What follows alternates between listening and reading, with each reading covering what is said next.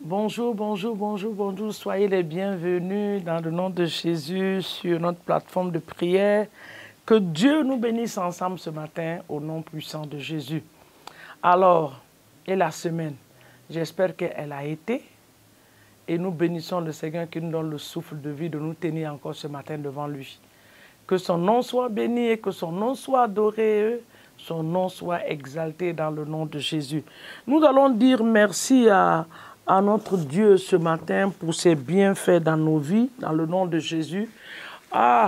Il fait excessivement chaud au Sénégal. C'est pour ça que ce matin, vous me voyez même tamponner malgré la climatisation. Il fait excessivement chaud.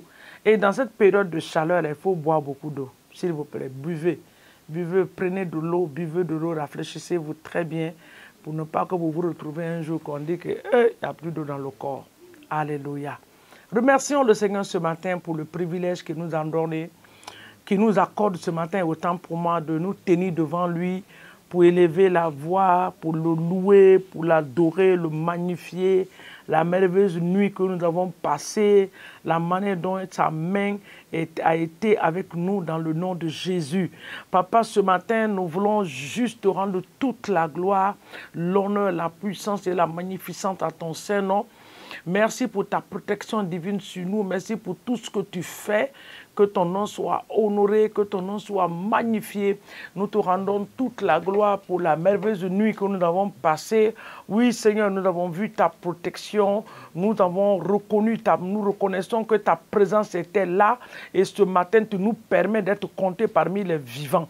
Que toute la gloire te soit donnée dans le puissant et précieux nom de Jésus. Sois célébré ce matin, Alpha et Oméga. Sois magnifié, notre roi et notre Dieu, dans le nom de Jésus. Alléluia. Ce matin, tu vas remettre cette journée dans la main de Dieu. Nous sommes arrivés au week-end. Alléluia. Que l'Éternel nous accorde une grâce spéciale en cette journée. Papa, accorde-nous ce matin une grâce spéciale. Nous remettons la journée entre les creux de tes mains. Nous te demandons, Père, de prendre le contrôle absolu de cette journée. Glorifie ton nom, exalte ton nom, magnifie ton nom. Sois avec nous partout où nous allons partir. Que ta présence nous accompagne. Que ta grâce soit avec nous à l'aller comme au retour. Que les anges de l'Éternel campent autour de nos maisons.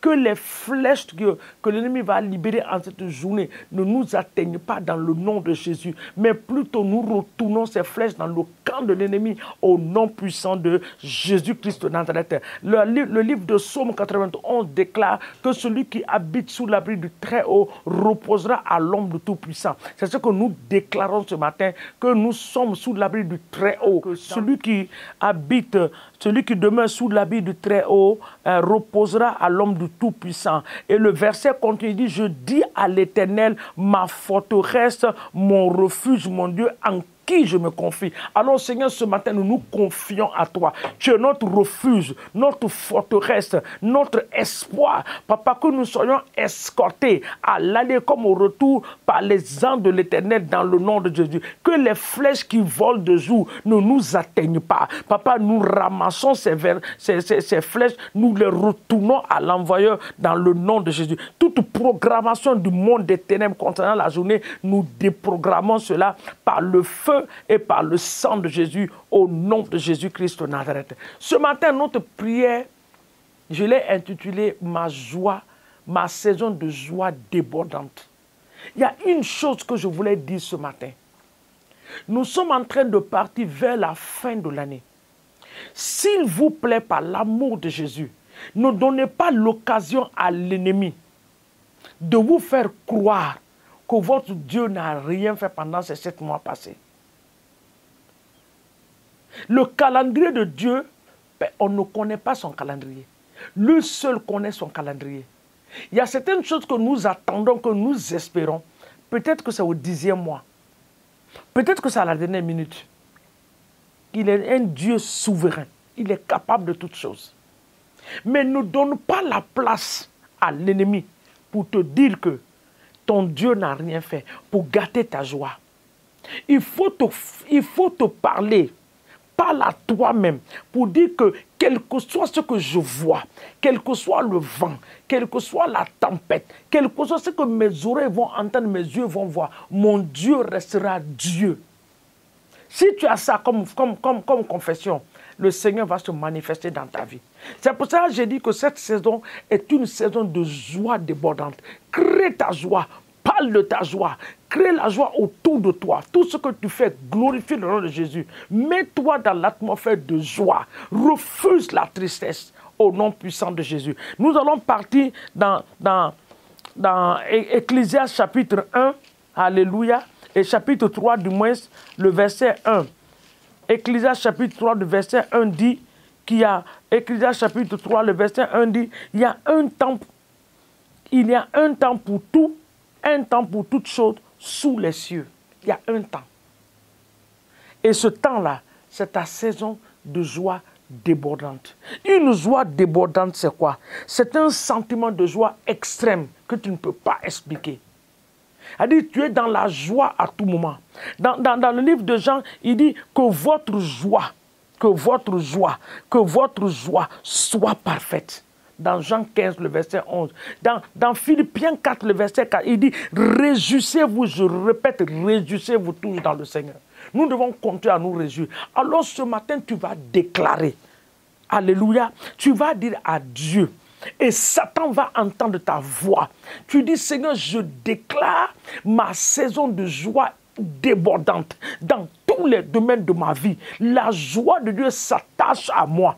La joie de Dieu s'attache à ma famille. La joie de Dieu s'attache à tout ce que je ferai. Dans mon entourage, la joie de Dieu.